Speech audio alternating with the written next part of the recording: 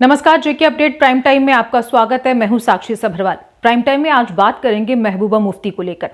आज फिर लगातार 5वीं बार महबूबा मुफ्ती सर्वसम्मति से पार्टी की दोबारा अध्यक्ष बनाई गई हैं और इसी के साथ ही वे अगले 3 सालों तक पीडीपी की अध्यक्ष पद का कमान संभालेंगी। आपको बता दें कि महबूबा मुफ्ती का कार्यकाल गत 31 अक्टूबर 2020 को ही खत्म हो गया था और फिर लगातार ये चर्चा का विषय बन गया था कि महबूबा मुफ्ती के अलावा आखिर और कौन इस पद का दावेदार हो सकता है। खैर, अटकलें तो लगती रही, लेकिन इस बीच जानकारों का मानना था कि अब की बार फिर महबूबा मुफ्ती ही इस पद पर पुनः काबिज होंगी, क्योंकि साल 2009 से महबूबा मुफ्ती इस पद पर उनका वर्चस्व रहा है। खैर, महबूबा मुफ्ती का नाम वरिष्ठ नेता GNL हंजूरा और खुर्शीद आलम की ओर से प्रस्तावित किया गया था। अब चूंकि पीडीपी अध्यक्ष पद 31 अक्टूबर से खाली पड़ा था, तो यही वजह है कि एक बार फिर से प्रधान पद के चुनाव की प्रक्रिया आज पूरी की गई, जिसमें महबूबा लगातार 5वीं बार पार्टी की अध्यक्षा चुनी गई। महबूबा 22 फरवरी 2024 तक पीडीपी की अध्यक्ष बनी रहेंगी। आज सुबह पीडीपी कार्यालय में अध्यक्ष पद के लिए चुनाव AR वीरी की देखरेख में हुए, जिसमें जम्मू और कश्मीर संभाग से पीडीपी के 150 नेताओं ने इस मतदान प्रक्रिया में हिस्सा लिया और सभी ने सर्वसम्मति से उन्हें फिर से 3 वर्षों के लिए पीडीपी की अध्यक्ष चुन लिया। इन चुनावों में खास बात यह रही कि अध्यक्ष पद के चुनाव के लिए केवल महबूबा मुफ्ती ही अकेली उम्मीदवार थी। ऐसे में उनका ही पीडीपी अध्यक्ष बनना लगभग तय माना जा रहा था। जहां महबूबा मुफ्ती लगातार 5वीं बार पीडीपी की अध्यक्षा बन तो गई हैं, लेकिन पार्टी में चुनौतियों का दौर अभी समाप्त नहीं हुआ है। हालांकि एक समय ऐसा भी था जब पीडीपी समाप्त होने की कगार पर थी। आपको याद होगा, जब महबूबा मुफ्ती नजरबंद हुई थी, उस समय पार्टी में ऐसा कोई नहीं था जो पार्टी को समेटकर पार्टी कार्यकर्ताओं के गिरते मनोबल को प्रेरित करने की कोशिश कर पाता। लेकिन उस दौरान कई नेताओं ने पार्टी का दामन छोड़कर अन्य पार्टियों की ओर अपना रुख कर लिया। जब महबूबा मुफ्ती नजरबंदी से रिहा हुई तो उनके तेवर देखकर ऐसा लगा मानो घायल शेरनी की भांति वे फिर से मैदान में उतरने को तैयार हैं। रिहा होते ही उनके तीखे प्रहार और विरोधी सुर खबरों की सुर्खियां भी बने और अभी तक लगातार उनका हर बयान सुर्खियों में छाया रहता है।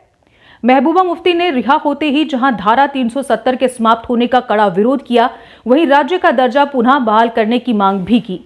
और तो और उन्होंने आज भी पाकिस्तान से बातचीत की पैरवी की है और हाल ही में प्रॉपर्टी टैक्स को लेकर भी सरकार को खूब खरी खोटी सुनाई।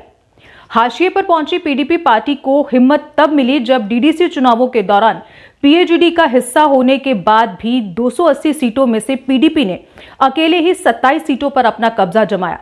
बस यहीं से पार्टी और पार्टी अध्यक्षा महबूबा मुफ्ती की हिम्मत को पंख लग गए। आपको यहां यह भी बता दूं कि धारा 370 हटने के बाद अलग थलग पड़ चुकी नेंका भी महबूबा को अपने साथ लाने की कोशिशों में तब जुटी जब महबूबा के रिहा होने पर फारूक अब्दुल्ला उनसे मिलने उनके आवास पर पहुंचे थे। यानी महबूबा की एब्सेंस में भले ही पार्टी हाशिए पर खड़ी थी, लेकिन उसके बावजूद पीडीपी और महबूबा मुफ्ती की अहमियत नेंका को भी महसूस हुई थी। यानी नेंका को ऐसा लगने लगा था कि अगर कश्मीर में खुद को फिर से सक्रिय करना है तो पीडीपी व महबूबा मुफ्ती का साथ जरूरी है, जो कि PAGD में दिखा भी। चलिए आपको महबूबा मुफ्ती से जुड़ी कुछ खास बातों से रूबरू करवाएं। आपको बता दें कि साल 2009 से ही पीडीपी की कमान महबूबा मुफ्ती संभालती आ रही हैं। महबूबा मुफ्ती ने 1996 में विधानसभा चुनाव जीतकर राजनीति में कदम रखा। उन्होंने 2004 में अनंतनाग निर्वाचन क्षेत्र से संसद के निचले सदन के लिए चुने जाने से पहले लगातार 2 बार कश्मीर के विधायक के रूप में कार्य किया। 2014 में फिर से वो सांसद बनी। इसके बाद 2016 में अपने पिता मुफ्ती मोहम्मद सईद के निधन के बाद वो जम्मू कश्मीर की पहली महिला मुख्यमंत्री बनी। उन्होंने 2 साल तक सरकार चलाई, लेकिन 2018 में जब भाजपा ने समर्थन वापस लिया तो उनको इस्तीफा देना पड़ा। खैर, अब जबकि महबूबा मुफ्ती अध्यक्ष बन गई हैं, तो ऐसा भी माना जा रहा है कि महबूबा मुफ्ती प्रदेश स्तर पर पीडीपी में पुनर्गठन की प्रक्रिया को शुरू करेंगी और प्रदेश उपाध्यक्षों से लेकर महासचिवों, सचिवों, कोषाध्यक्षों और कोर ग्रुप व जिला अध्यक्षों में बड़े बदलाव करेंगी। चलिए अब देखना यह होगा कि अपनी इस नई पारी में महबूबा की आखिर ऐसी कौन सी कोशिशें रहती हैं जिससे पार्टी में नई स्फूर्ति का संचार होता है और पार्टी एक बार फिर से अपना जनाधार वापस पाने में सफल होती है। फिलहाल प्राइम टाइम में बस इतना ही। नमस्कार। जेके अपडेट रहे हमारे साथ। अगर आप ये वीडियो YouTube पर देख रहे हैं तो हमारे YouTube चैनल को सब्सक्राइब करें और बेल आइकन को क्लिक करें। अगर आप ये वीडियो Facebook पर देख रहे हैं तो हमारा Facebook पेज लाइक जरूर करें।